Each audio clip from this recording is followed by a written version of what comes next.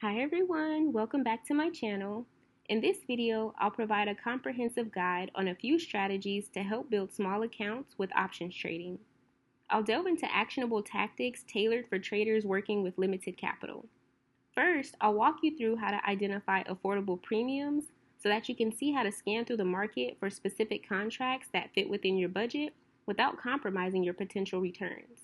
I'll explore techniques to spot those cost-effective options that hopefully align with your risk tolerance and take profit levels. Additionally, I'll discuss how to confirm open interest and implied volatility. So I'll dive into the crucial metrics of both to help you make informed trading decisions. With that being said, in order to understand how these factors influence options pricing and liquidity, I'll walk you through how to gain insight into leveraging both to be used to your advantage. Lastly, I'll discuss how to set alerts for stock and ETF price targets so that you'll see the power of setting precise signals to help you learn when to enter trades. And this essentially will entail the practical methods to use these alerts effectively, which all that does is enable you to capitalize on market movements while managing risks efficiently. So let's start with the most important factor of building a small account, which is choosing contracts that you can afford. So I chose $250 as a starting point of capital because I realized most new traders may not be able to afford higher premiums. On the screen, you see a list of contracts that fall under the $250 price range, and these stocks are what I would consider beginner-friendly because they do offer a decent amount of motion and incremental movement. So they have the potential to provide high earnings when traded correctly. Keep in mind, all of these stocks are set to 6 days to expiration with the exception of QQQ. So at the time of filming this video, these stocks are some of the best to make a play for after I've scanned the market. So feel free to take a screenshot and add these to your watch list for the upcoming week. Alright, to put this in context, I definitely want to go ahead and pull up at least a few of the stocks so you can see them listed here under the weeklies. And you can see I have PayPal pulled up. Now, I've mentioned in a previous video that it's always important to take a look at the current stock price in order to make sure that you stay within the money. So you see that PayPal is currently trading for $65.70. So with that being said, let's say you went ahead and analyzed the charts for a week and you saw there were some levels of divergence or confluence or maybe even support and resistance, or it had some indicators, whatever it may be for your trading strategy. And if you wanted to make a play for calls, right, let's say that was the case, you're going to go ahead and take a look again at the strike prices. So let's say you thought it would move up at least 30 cents to that $66 mark. You're going to go ahead and take a look here, look at the bid price because it's cheaper, and this contract will go for $96. Okay, so let's say you thought the opposite. You thought the stock was actually going to drop down to $64.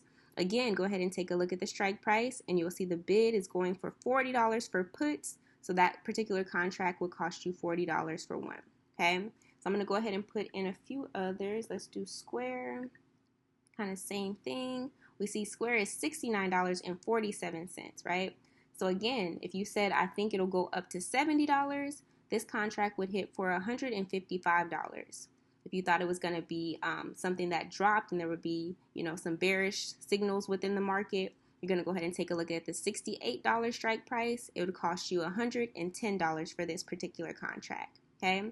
Now, I will say, if you are a new trader, do your best to stay away from swing trades, just because you can run the risk of losing way more than you can anticipate if the stock experiences any negative impacts because of external factors.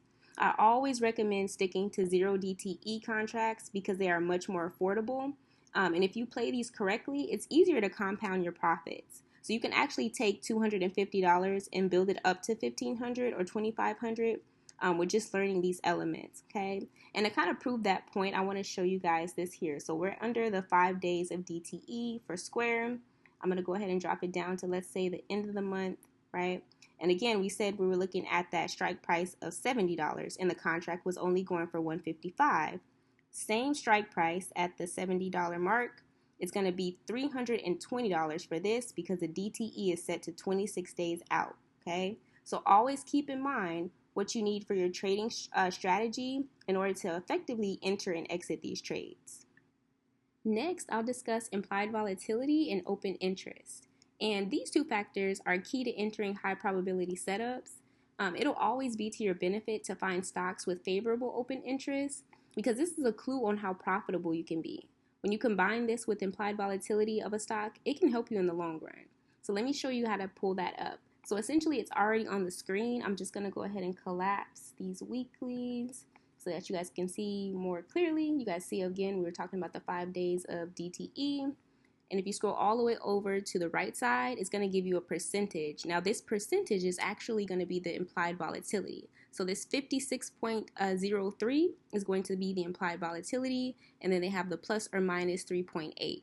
And you can see all these going down vertically are going to also be in percentages to tell you the implied volatility for these particular contracts. Now, you can also pull implied volatility up on the chart. Let me show you how to do that. Go ahead and click on the beaker icon.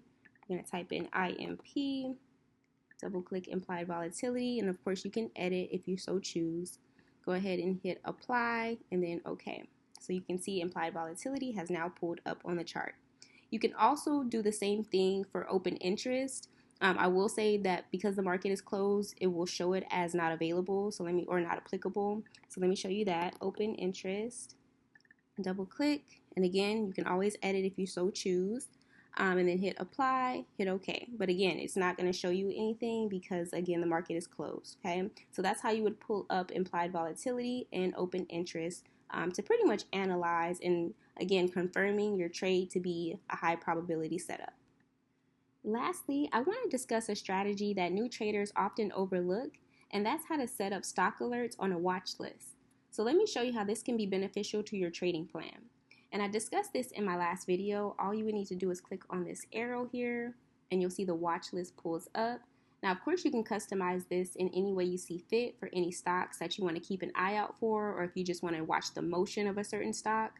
In order to set the watch list to have an alert for it, you're going to go ahead and click these little 3 lines here, go down to create an alert, and you'll see the customization screen pulls up. Now, of course, it's saying notify me, and then, of course, price condition.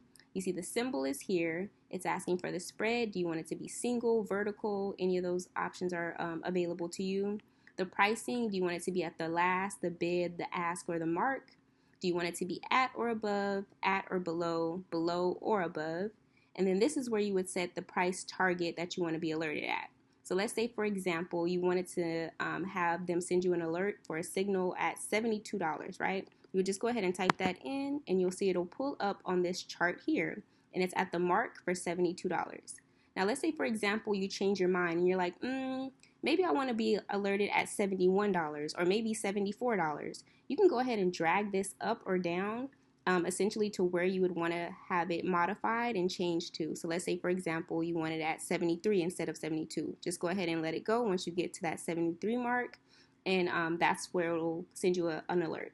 So speaking of sending alerts, you're going to go ahead and hit the drop down for notify with, and this is where you can kind of customize how you're notified. Do you want it to play a sound in terms of like a bell, a ding, a ring, or some chimes? Do you want to have a text message sent to your mobile device so that you're alerted on your phone? Would you like them to pretty much send you an alert signal about the market, bid, ask? Any of these things are options. And then, of course, implied volatility. Do you want that to be sent in terms of the alert as well? Okay, so once you have created all the customizations that you would want, you can go ahead and click create, and then you'll see the alert has popped up here on your screen. So I think this is pretty beneficial, but it's something that traders often overlook as a benefit. I will say that I think that having alerts set pretty much allows you to have your trading plan set to a target mark, which is always going to be imperative. Okay, so that'll do it for this video. Just remember, when you're aiming for steady income or substantial growth, these strategies are designed to help you achieve your trading goals with a small account, okay? So don't let limited capital keep you from realizing your full trading potential. If you found this video helpful, feel free to leave a comment down below. Thank you so much for watching, and I'll see you in my next one.